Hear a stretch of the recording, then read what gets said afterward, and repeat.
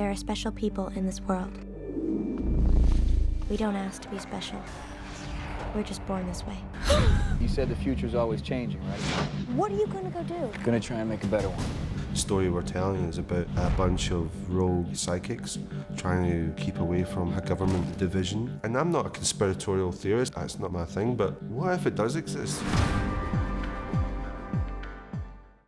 When I got the script, the first thing I did is I went on the internet and I typed in, everyone should do this, psychic powers experiments.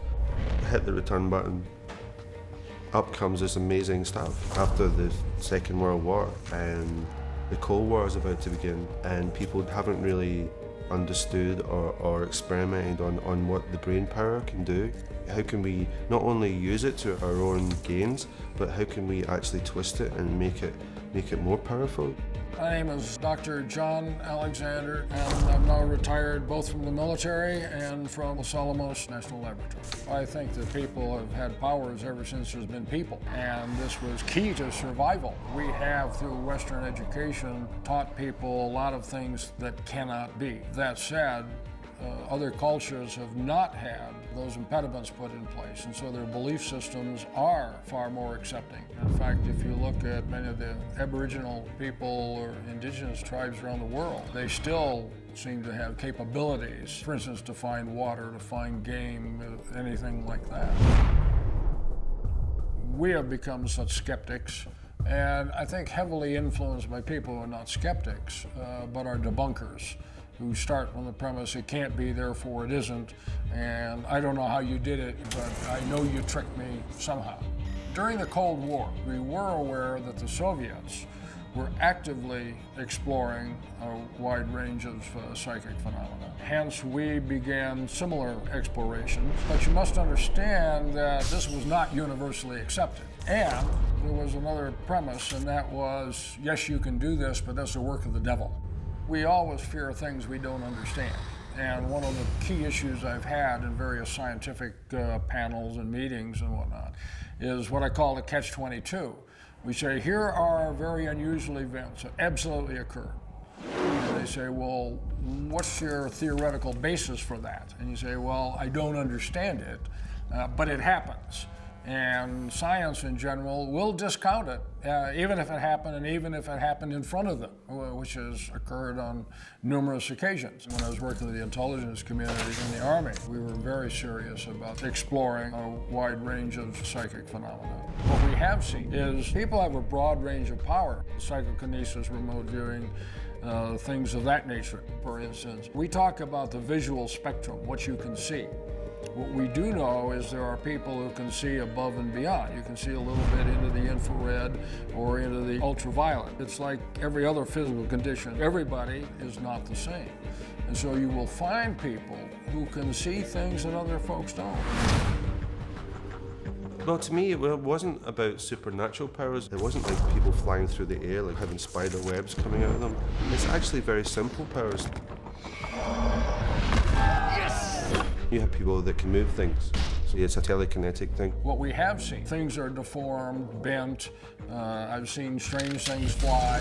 And there are certainly people who can injure others. Nikolai Kokolov, a KGB defector, he talked about breaking necks remotely. That's pretty severe damage. You have watchers, they can see into the future. Stupid child. I already saw how you died. Then you know it's not here and it's not today. You would probably call this psychic spying. The ability to see places where you cannot have access to with satellites or didn't have spies. Classic example, the Iranian hostage situation. Could not get access to the information of what was happening in Tehran, and yet some of our people in the unit were able to accurately provide information about the status of people. They predicted when one person was going to be released, and sure enough, it happened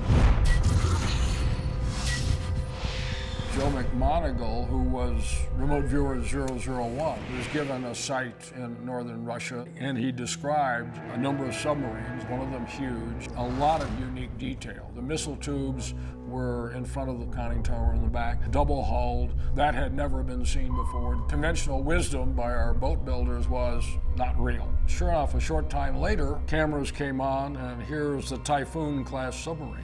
Drug smuggling, they were able to predict where drug shipments were going to be or where specific people were going to be. They have demonstrated quite effectively what we call precognitive. You believe this is how we found you? Sniffers, if you had brushed your teeth 20 years ago, the toothbrush, they can sniff you out and they can find you. People use what we call psychometry, and that's the ability to hold things, and from that get imprints. Where has it been? Who's owned it? What was it involved in? These things do happen. Whatever this key unlocks is being shadowed, like I've never seen before. Pushers can push a memory onto you. Get the hell out of my head! Certainly there are ways to do that. I can implant thoughts so that what you see is not what's actually there. That is well documented in hypnosis, where you can, working with an individual, and now it's somewhat difficult to make them not see things, but having people see things that aren't there. In a hypnotic state, that's a piece of cake. Hey! We're on the same side, remember? There are things that can now be done with electromagnetics to implant thoughts as well. So that's a very physical sort of thing. Go, go, go! You have bleeders. Bleeders are able to emit a high-pitched noise, which, as their description is, you will bleed through your ears and you'll be killed. We have devices that can do that, certainly, because the use of sound is well known. And in fact, we now in the non-lethal weapons, this is one of the areas where we have LRAD, the long-range acoustic device that can keep people at bay. We know a lot about sound, and sound can be raised to levels that, basically as vibrating organs can. It's called bleeding. Your stitch. That should be obvious to a watcher. Stitches are interesting. Stitches can stitch up what has happened with the bleeders. So basically, if the bleeder's trying to kill you, the stitch can come and, as the word says, it will stitch you up. They'll make you okay.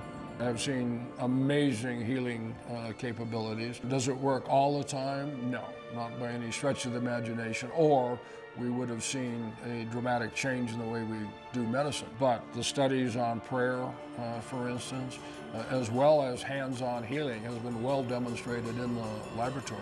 But cuts, illnesses, fevers, things of this nature. And again, demonstrated in the laboratory, and often using unicellular life, meaning the cells don't have any external concept of healing or not healing and that. And yet you see dramatic changes, and particularly in the rate of healing. All of these technologies, by the way, are neutral. The issue is not the technology, it's how do you apply them. I don't see why you keep at it. You already know the ending to this story. We're going to change it.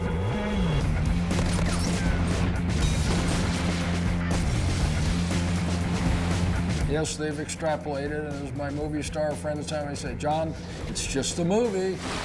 Damn. But there is a premise that can support the capabilities. I genuinely feel that we have given people something that is really multi-layered, interesting, and thought-provoking, because you think that this could actually be true.